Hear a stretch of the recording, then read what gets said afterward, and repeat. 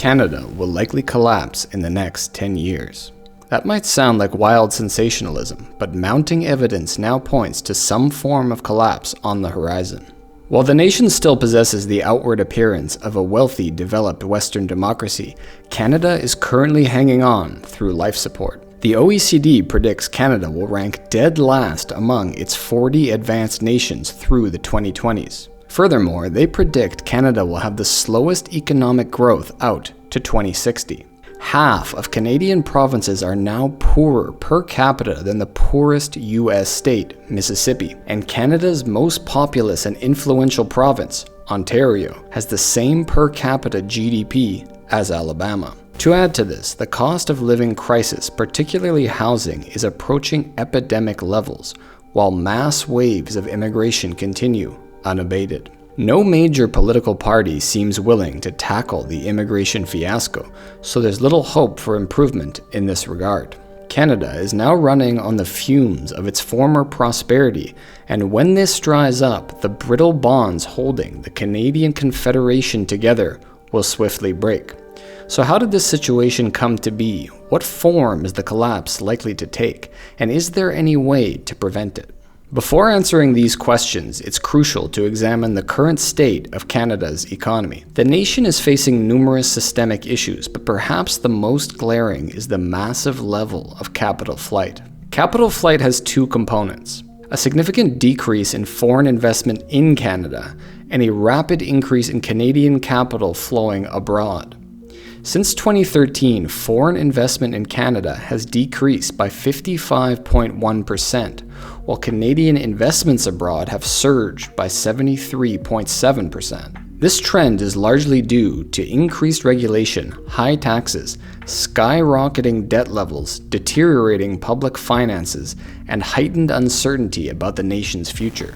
Unsurprisingly, this downturn coincides with the rise of Justin Trudeau's Canadian Liberal Party to power. It should be noted that this has not been the historical norm for Canada. The nation led the United States in business investment as a share of GDP prior to 2015. While this is undoubtedly concerning, a more fundamental problem exists in Canada's economy. It's difficult to overstate how much of Canada's economy is now a giant real estate house of cards. Between 2014 and 2021, housing accounted for an astonishing 34% of total investment in Canada, compared to just 18.5% in the US. In contrast, investments in productive sectors such as research and development, intellectual property, and information and communications technology lag far behind those of the US. For example, Canada's R&D investment is just 12.6% compared to 27.7% in the US. And IT investment stands at 10% in Canada versus 17% in the US. In other words, when it comes to investments in productive assets, the things that make products, create jobs, and promote productivity growth, the US is vastly better positioned. People tend to forget, but it wasn't long ago that houses were a place to sleep, raise children, and barbecue with friends on the weekends. Contrast that with the current Canadian dream of getting someone else to cover your mortgage payments with their rent, and one can appreciate how twisted the idea of housing as an investment has become. The transformation of housing into an investment vehicle has been disastrous. Housing unaffordability has led to couples delaying getting married, having children, and opening small businesses. Take a look at this chart indicating the average birth rate. In 2022, the birth rate dropped to a historic low of just 1.33 children per woman. Meanwhile, the average age of first-time mothers has steadily climbed over the last 5 decades, from 25.6 years in 1976 to 31.6 in 2022. In Vancouver, Canada's least affordable city, the birth rate is a paltry 1.1 children per woman. Looking at these statistics, it's clear that the issue of housing unaffordability is directly impacting the birth rate. Simply put, the issue isn't that young Canadians don't want to have families.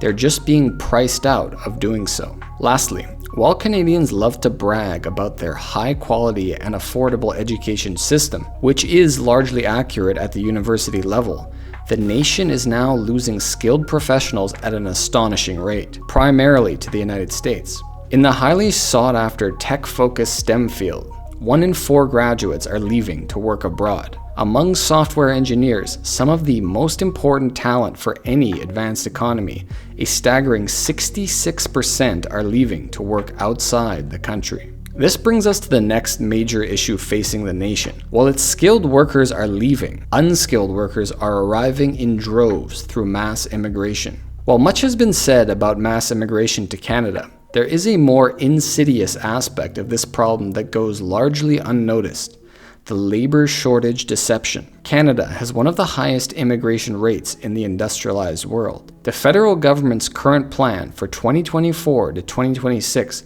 will bring in nearly 1.5 million new permanent residents over the 3-year period. With a population of 39.7 million, this represents a 3.7% increase in 3 years. This figure doesn't even include the over 500,000 international student visas issued annually. When included, this jumps to a 7.5% population increase in 3 years, a jarring figure. The reason given by politicians for these sky-high immigration targets is a supposed shortage of skilled workers. However, this is a lie. The reality is Canada doesn't have a labor shortage. It has a peasant shortage. For years, corporations have been exploiting loopholes in the temporary foreign worker program, hiring international students and foreign workers for less than the cost of hiring Canadians. This abuse is now rampant in the labor market, where labor market impact assessment (LMIA) fraud allows businesses to hire foreign workers and essentially sell them low-skilled jobs in exchange for a fast track to permanent residency. While this sounds unbelievable, the scheme is currently happening on a massive scale. Here's how it works. Immigration consultants approach businesses with an offer to source foreign workers willing to pay cash in exchange for hiring them. The foreign workers, eager to gain expedited access to permanent residency through a job offer, are happy to pay. The LMIA program requires these jobs to be posted on Canadian job boards before they can be offered to foreign workers. To meet this requirement, businesses post the positions on ghost job boards that technically comply but receive no actual web traffic. After 28 days, the business can legally hire the foreign worker, who then kicks back part or all of their pay to the business, along with a portion to the consultant for setting up the deal.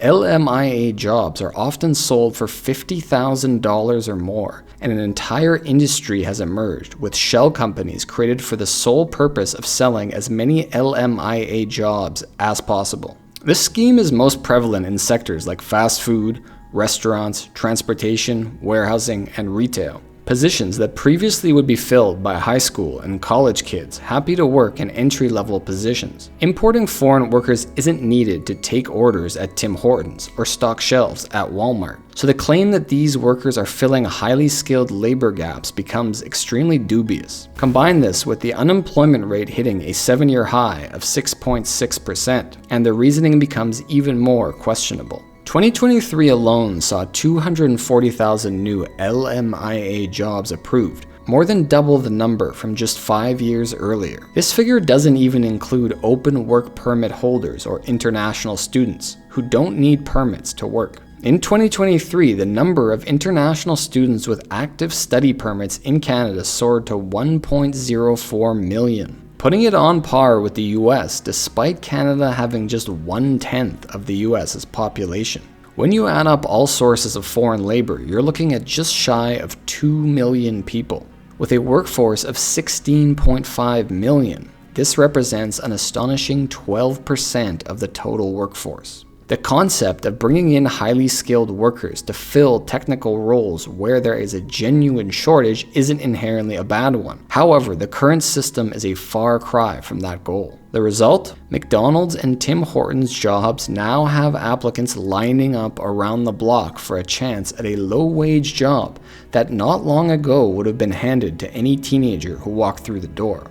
So, if the immigration system is dysfunctional to the point it's destroying many Canadians' future, why is it allowed to continue? The answer lies in the fact that big business greatly benefits from cheap, exploitable labor. And the major political parties in Canada, largely in the pockets of these corporations, are reluctant to rock the boat. While the Conservative Party of Canada is now openly discussing reforms to the immigration system, it remains to be seen if this is simply lip service before an election or a genuine effort to slash temporary foreign workers and international student numbers. The previous issues, while dire, might still be reversed given the right mix of policy and political will.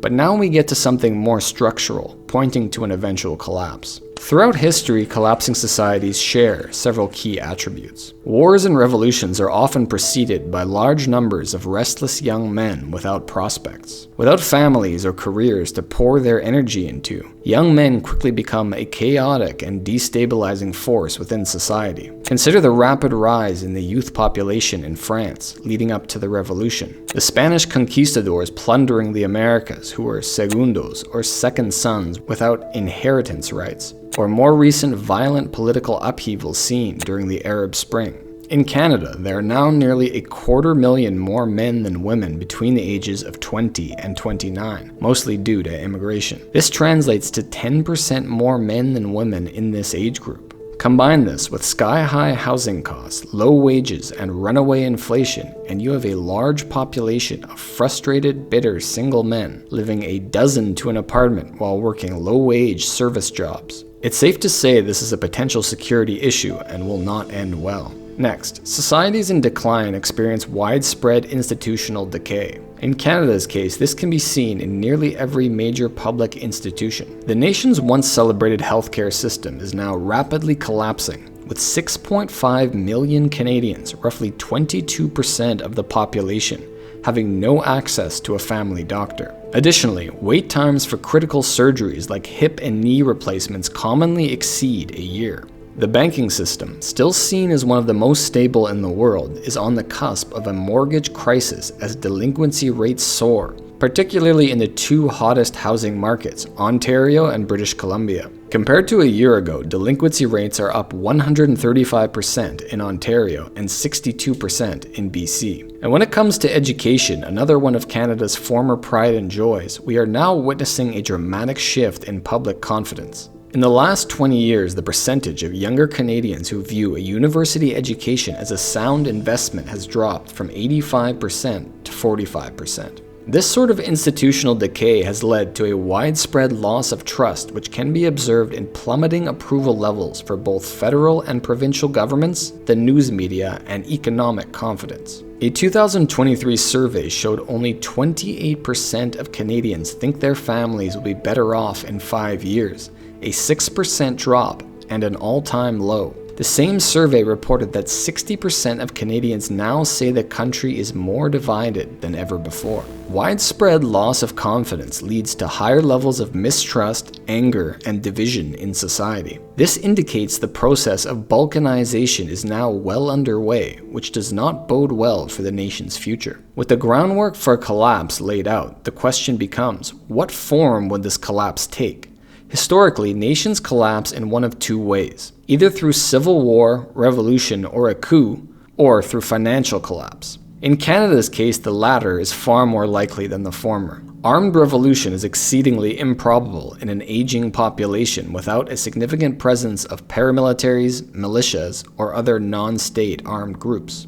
A financial collapse similar to what happened in Argentina or Lebanon would be the more likely scenario. While this might sound far-fetched, it wasn't long ago that Argentina and Canada were on par economically. In the early 20th century, Argentina developed its highly fertile farmland, rapidly industrialized, and even surpassed Canada in total income, per capita income, and population. What followed was a long and steady decline starting in the 1960s, culminating in 2001. When Argentina experienced a complete collapse. The nation defaulted on its debts and fell into a deep political and economic crisis from which it has yet to recover. It's important to note that Argentina's collapse wasn't due to war, famine, or plague.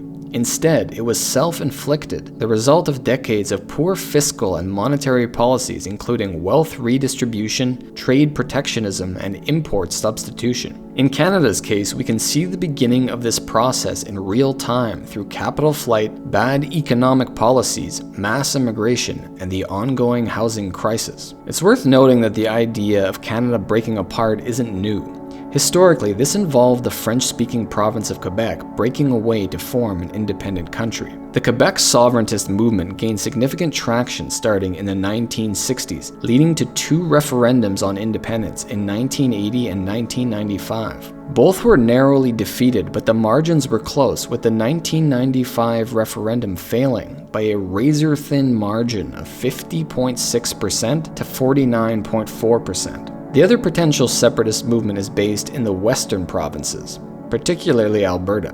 Western alienation has long been an issue in the western provinces of Alberta and Saskatchewan, and to a lesser extent British Columbia and Manitoba. In its current form, much of this sentiment comes from the perception of federal overreach, lack of representation in Ottawa, and the suppression of Western energy development. Alberta in particular could be the catalyst for a future breakup. The province contributes roughly 16% of the nation's GDP, despite only having about 10% of the seats in Parliament. Similar patterns can be seen in Saskatchewan and BC. Adding to the frustration is the fact that the more prosperous western provinces are forced to send tax revenues to the poorer eastern provinces, primarily Quebec, in the form of equalization payments. To say this has deepened resentment towards Ottawa in the west is an understatement. And as Quebec's previous attempts at sovereignty have shown, Canadian provinces have the legal right to secede. This makes the possibility of Western separation far more realistic than similar secessionist movements in other countries. All this to say, the bonds holding Canada together are far more fragile than they appear. To keep the Confederation together, the political elite must continuously appease Quebec with special treatment and economic incentives, while preventing the wealthier Western provinces from gaining too much political power. However, this balancing act only works as long as the nation is economically stable. Should a financial collapse occur, you can bet the West and/or Quebec will bolt for the exits as soon as possible. While this may seem like a bleak prognosis, it's important to recognize that the breakup of Canada does not mean the country would turn into a frozen Mad Max wasteland. While the collapse and breakup of the nation would undoubtedly be messy and chaotic in the short term, it would also allow the various regions to pursue their own interests unhindered by an overbearing federal government.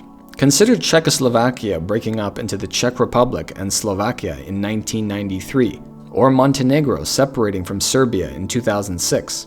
In both cases, the transitions were relatively smooth and led to an increased autonomy for each region. In Canada's case, the new nation of Quebec would be free to pursue its interest as a sovereign French state. The western provinces would have a free hand to develop their energy resources and thrive without being economically or politically restrained. Meanwhile, the fate of Ontario and the Maritimes would be in the hands of their voters. Ultimately, when a political entity ceases to function as intended, the best solution may be to scrap it and start anew. Many years in the future, the end of the Canadian experiment might be seen not as a disaster, but as the beginning of a bright and prosperous future. If you enjoyed this video, please consider subscribing and watching one of these 2 videos next.